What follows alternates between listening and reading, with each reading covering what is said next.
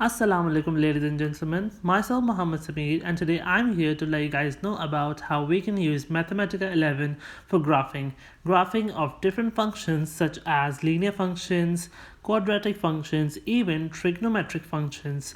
So let's get started. But before that, I would like to tell you how we get the headings of the title, sections, and subsections.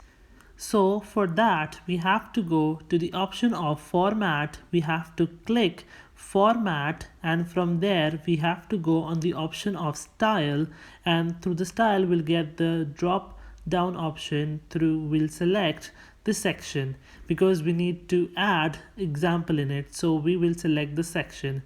So for the very first example we have the linear functions, so we will add the heading of simple linear function and we'll solve it.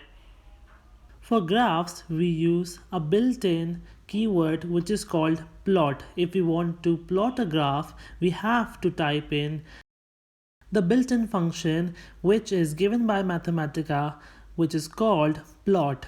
We have to type plot with a square bracket, and then we have to type in whatever the function is, then function comma curly bracket comma function coordinates, and whatever the function limits are we have to put it in, and then close the square bracket. But before closing we can choose whatever we want to style it into. Like if we want to make the line red, so we'll put in the red color. If you want to put in some other color, you can even put some other color over there.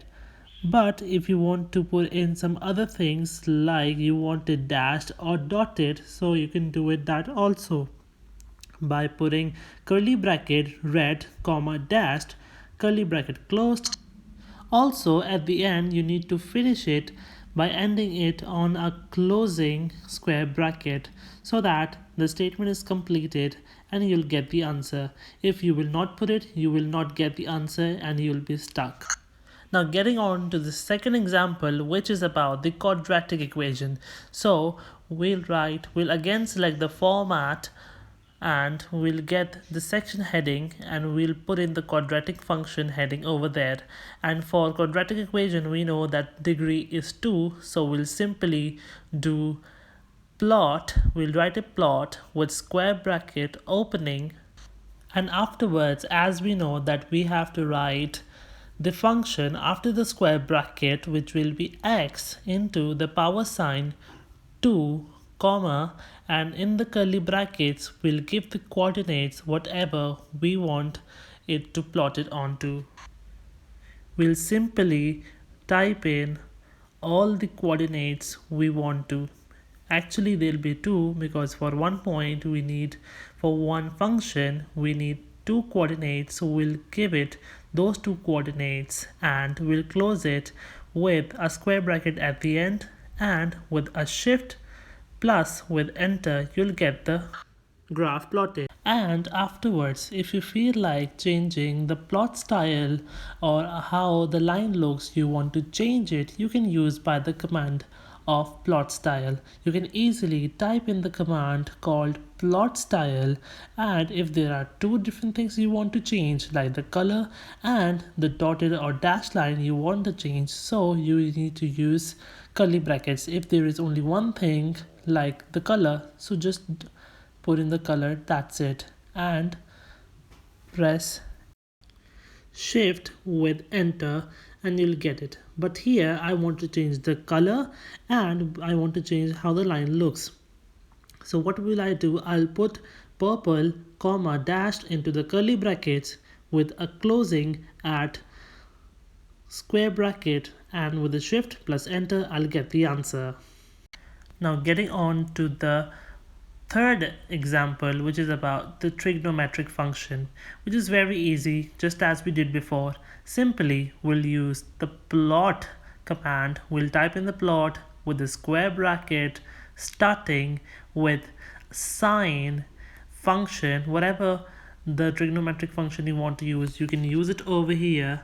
And now we're using sine functions But make sure the sign, the S of the sign is capital and the P of the plot is always capital, otherwise an error will be generated. So the function and the angle will be in the square brackets. Now you have to tell the limits of the the angle. So we'll put it the functions whatever we want to with the angles, and then we want to change the plot style, so we can change it as we did before. And here we can use the plot range, a new function which will tell what range do we want in the graph. So we can change that also by putting in the coordinates of that particular amount we want to show on the screen in the graph. So that's it. And for the angles, what we can use, we can do a different thing also. We can change it, like if I want to change it from minus 2 pi to 2 pi, so I will do is, like if I want to type in 2 pi minus 2 pi, so what I can do is I can write minus 2 with pi, or I can do one more thing by going to palettes and selecting special characters, from where I can get the sign pi. I can click in there, get the pi on the screen, and it'll be easy for me. So then I can change it from minus 2 pi to 2 pi easily. And then what I can do is later on I just need to put 2 with a pi and then curly bracket closed, and then with a shift and enter you'll get the graph plotted on the screen. Now getting on to the fourth example, the very fourth one, which is a mixture of functions. So here we have used the same plot command, and here we have used two functions between the curly brackets, which is x squared and sine x, and we have given the coordinates. We have changed it and we have seen the visible difference by selecting shift and enter, which give us the final results of the graph. And now we're changing the plot range as well, and we see what change, what effect does it give it to the graph. So yes, we have seen it that it has changed the limits, the plot range of the graph. So this is how it works in the Mathematica 11, and this is how we use Mathematica 11 for graphing. I hope you have understood something new today about graphing and Mathematica. Take care. Bye bye.